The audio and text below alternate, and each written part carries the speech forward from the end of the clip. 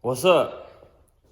Got a little shop update. Haven't been making too many instructional videos or showing progress of how I do things, but just a little update. We've got Jeremy's Chevelle body sitting down on the frame. Got the new body bushings in it. Waiting on the engine from the engine shop. Probably gonna pick up just a mock-up block so we can start building the turbo kit. We have a lot of really nice, cool stuff that's gonna go in this build. I'm just super excited for, like these billet. They're billet stainless turbo collectors. I got a set right here. Billet head flanges. You know, we got the Holley Pro Dash and all that, but we got all the air ride in and getting all that stuff wrapped up. And also started to work on getting the rear end all situated or in the trunk. We're gonna mount the tank up in that back panel and gonna put the distribution valve body deal up in there. And I gotta get a good, nice billet battery bracket for that. We're gonna put probably a sub or two in here, and we're gonna do some new 6x9s, and the trunk's already in real good shape. So we're not gonna have to do too much in there. Also, Adam's got the interior pretty much stripped out. We're gonna go over and touch up some bad spots on the floor. We're gonna cut out the transmission tunnel. It had an automatic tunnel in it, and they put a stick shift in here and had to cut the side out and butchered it real bad. So we're gonna cut that out and put a new one in. Taking the factory dash out, putting a Holley insert dash in to accept. It's made for a race pack, but I'm gonna retrofit that 12-inch Pro Dash in there and probably do a little bezel around it.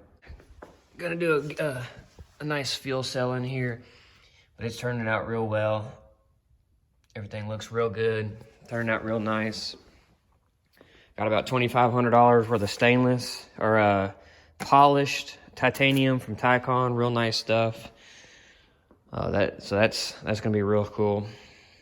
It's another little project we're working on for a customer, a real good friend, a longtime customer. Jacoby Betts out of Longview.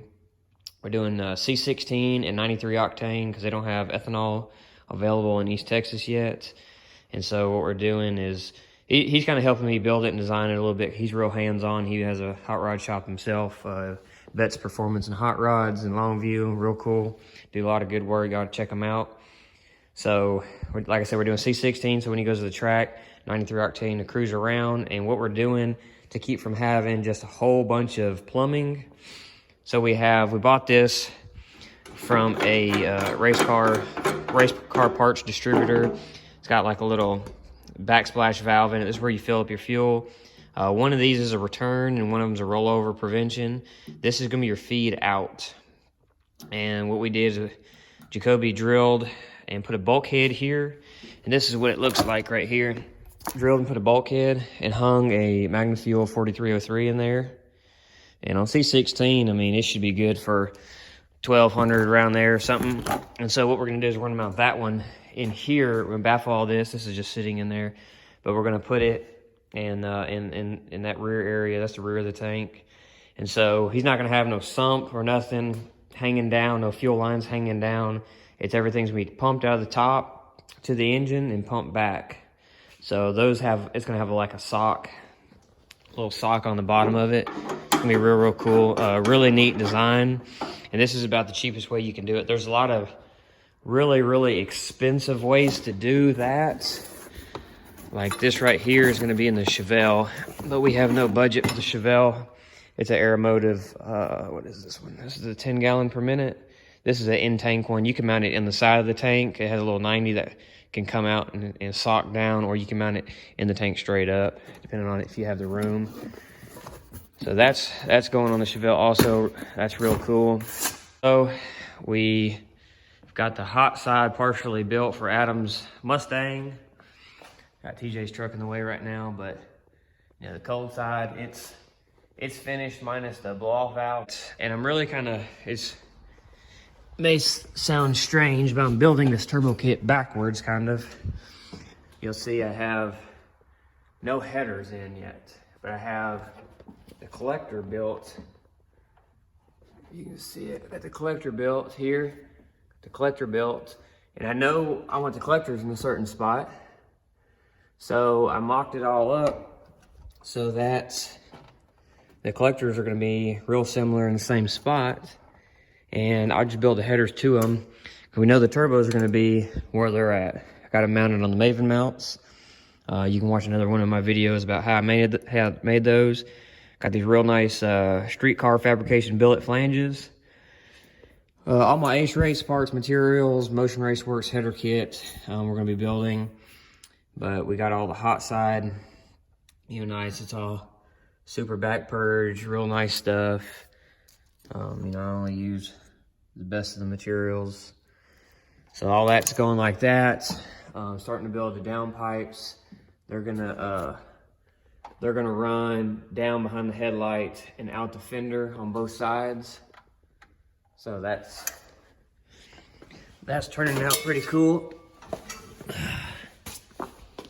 And on TJ's truck, we got the shock bracket welded in, a new one, chromoly, got for the shocks. Did the anti-roll bar, fixing them out that transmission cooler right in here somewhere. Gonna put some 6 AM bungs on it. And this whole big area, I'll come over here and we'll show you on that.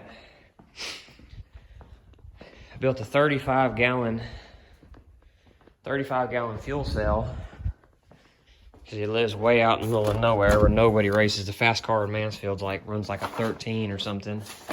But this is my little storage area.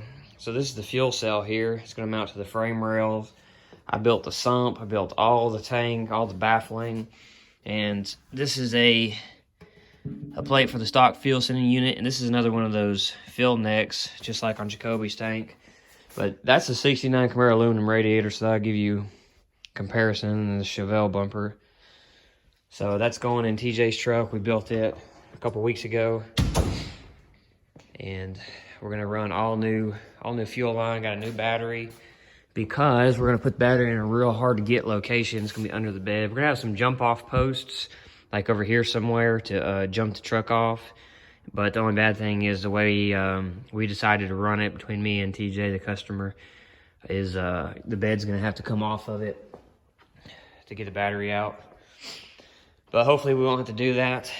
And all the fuel stuff, transmission stuff, is Red Horse Performance, real nice stuff. You gotta check them out. Hit me up. I'm a dealer. I'll get you a great price. We're running twin 4303 pumps. And this is supposed to have been a little Saturday project that turned into a Saturday, Sunday, Monday, probably Tuesday, Wednesday. We were hired to build some downpipes for it. Turned out to be after looking over the truck with the customer, we decided to turn the wastegate dumps out because they shot straight down. This engine has a stock block, stock crank, stock heads. So, we're prone to scattering it. This turbo kit here was purchased, already finished for another S10, and they've completely done this truck up themselves. It's turned out real nice, and they came to me for some of the fabrication. And this is the cold side that was supplied to them when they bought the turbo kit.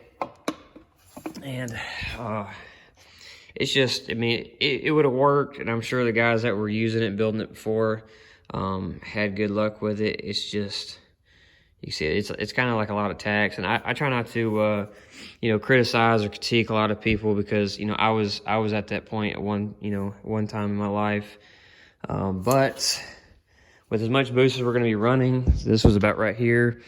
They added this fuel tank up here, and these little studs are up against this bottom boot here. And once this thing, it'll push up in there, but once it pressures up from the boost, them studs are just going to rip right through that deal. So what I've talked them into doing, and what I decided is, I'm going to cut. This is a forced inductions unit.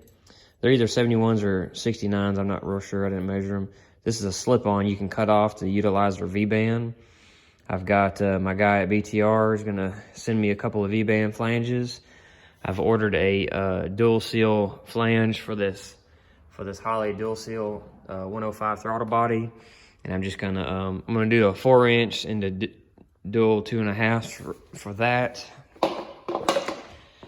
But this downpipe, it turned out real nice. It's got just awesome welds on it. I took my time, did it all right. You know, not hiding no bad work nowhere.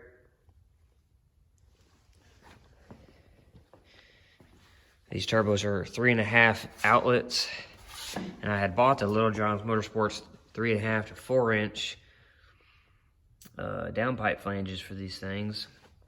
But unknowing to me, someone had already cut the rounded back of these bores off to accept a regular 3.5-inch V-band. And so the customer brought the truck over, and I had to utilize a regular 3.5-inch V-band, which luckily I had a few of the 3.5-inch materials, and we came around just to get it out, then stepped up to 4-inch and ran 4-inch out to help the back pressure. This side we had to run. You can see we're real tight against that water log, and then the cage. This side's a little tighter than that side. So we had to do it a little different side to side, and also we didn't get a front end with the truck, so just taking some measurements, trying to take measurements off the wheel or from the tire to the downpipe, try to do the same thing. We measured from the concrete up on both sides and try to do our best, but we'll see once they get the front end fitted how off it is. Hopefully it won't be off at all. I tried to take the best measurements I could. But it did turn out really, really nice. I'm very happy with it. This truck here is gonna haul butt. It's gonna be all methanol. Got 16 flow match Bosch 210s, stock block.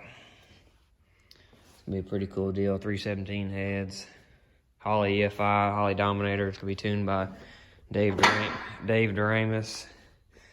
I also welded in this little foot pedal